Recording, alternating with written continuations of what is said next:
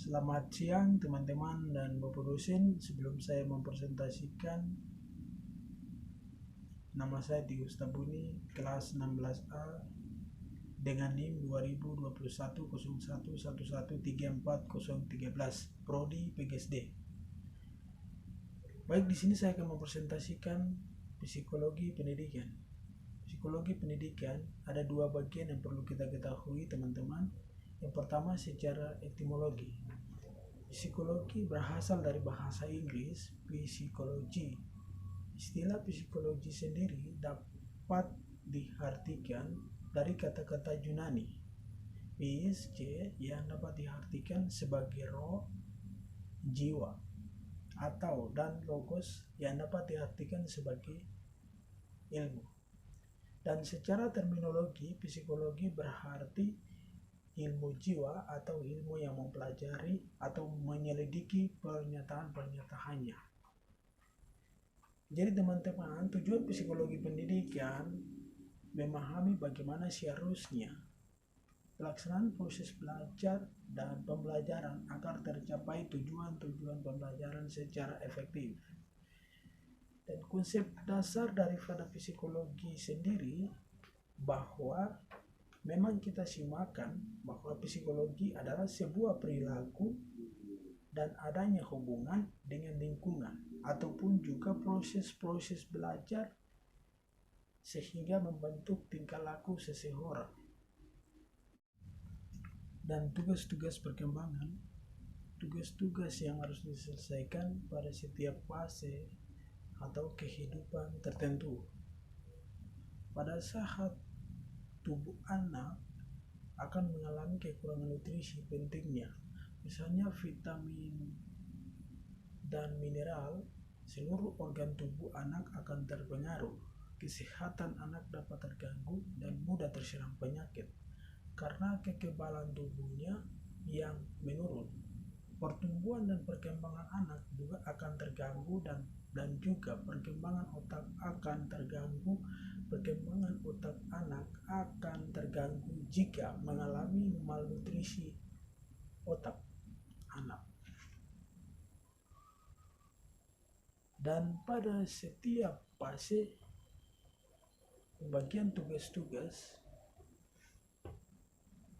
untuk masing-masing fase, yaitu masa bayi atau anak-anak, masa remaja, masa dewasa awal, masa madya, dan masa madya awal. Baik, perkembangan adalah perkembangan menurut Jean Piaget. Di sini ada 4 tahap yang perlu kita ketahui, teman-teman. Yang pertama, tahap sensorik motorik. Pada usia 0 sampai dengan 2 tahun, di sini kemampuan anak sangat terbatas, namun anak bisa belajar mengenai sekitarnya dengan refleks dan rangsangan. Pada tahap yang kedua, pra-operasional, pada usia 2 sampai dengan 7 tahun, di sini anak mulai mengalami atau mengembangkan daya ingat dan imajinasi. Pada tahap yang ketiga,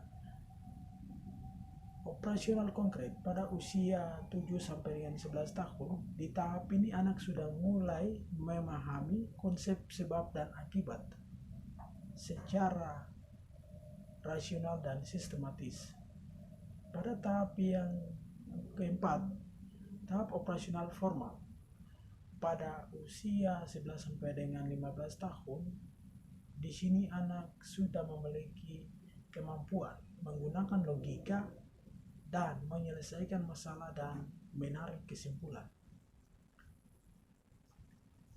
Jadi seperti perkembangan, seperti yang kita ketahui, manusia itu dilahirkan dalam keadaan suci atau bersih. Nah, lingkungan sangat dipengaruhi karena taraf inteligensi ditentukan oleh pengalaman atau pengetahuan yang diperoleh dari lingkungan. Karena manusia itu tidak bisa hidup tanpa sosialisasi dengan orang lain, dan tentunya akan berbaur dengan lingkungan yang dapat mempengaruhi perkembangan kognitif. Belajar dan pembelajaran. Belajar adalah proses yang berlangsung di dalam diri seseorang yang mengubah tingkah lakunya, baik tingkah laku dalam berpikir, melakukan sesuatu. Menurut Thorndike, teori belajar behavioris, belajar yang mengedepankan perubahan perilaku siswa sebagai hasil proses pembelajaran. Jadi adanya stimulus dan respon. Bahkan faktor-faktor yang mempengaruhi belajar ada tiga faktor, yaitu yang pertama aspek dukungan dari dalam, aspek semangat sosial, dan aspek perasaan diri. Perbedaan individu, perbedaan adalah beda selisih atau perihal yang berbeda.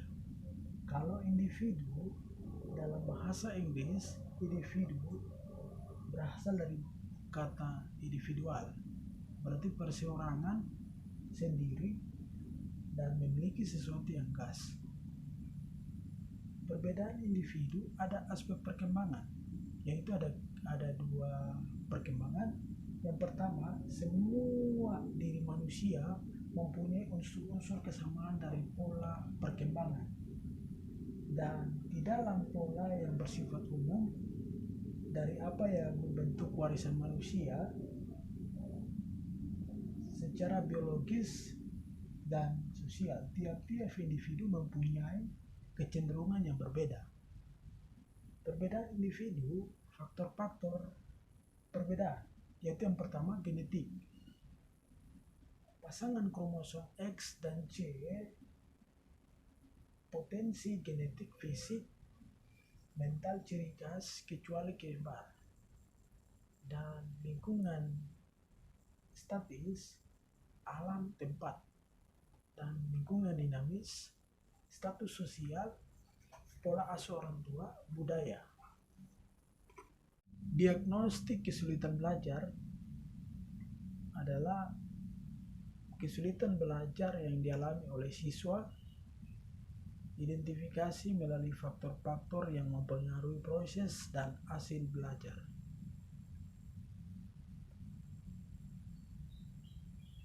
Misalnya, otak anak tidak dapat berkembang dengan optimal.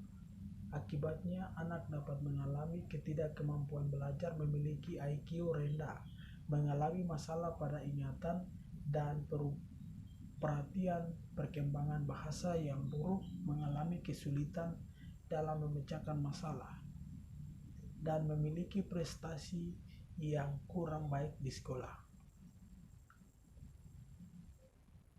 Jadi perkembangan kesulitan belajar, yang pertama lingkungan, yang kedua sahabat dan sekitarnya.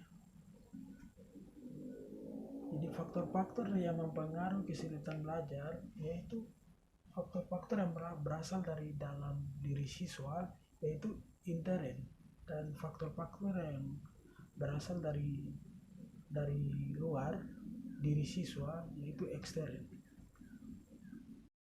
Evaluasi hasil belajar adalah sistem penilaian yang sistematik tentang manfaat dan kegunaan suatu objek.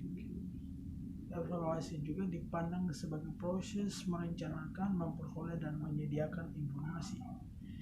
Jadi, evaluasi hasil belajar merupakan suatu objek yang sistematis untuk menentukan atau membuat keputusan sampai sejauh mana tujuan-tujuan pengajaran yang telah dicapai oleh siswa, yaitu dengan cara tes, memberikan tes kepada siswa, penilaian kepada siswa, mengukur dengan siswa,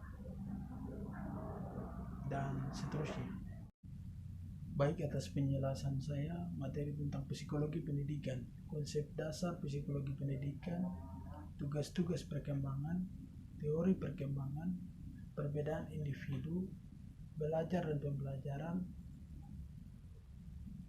diagnostik kesulitan belajar, dan evaluasi hasil belajar. Semoga bermanfaat untuk kita semua.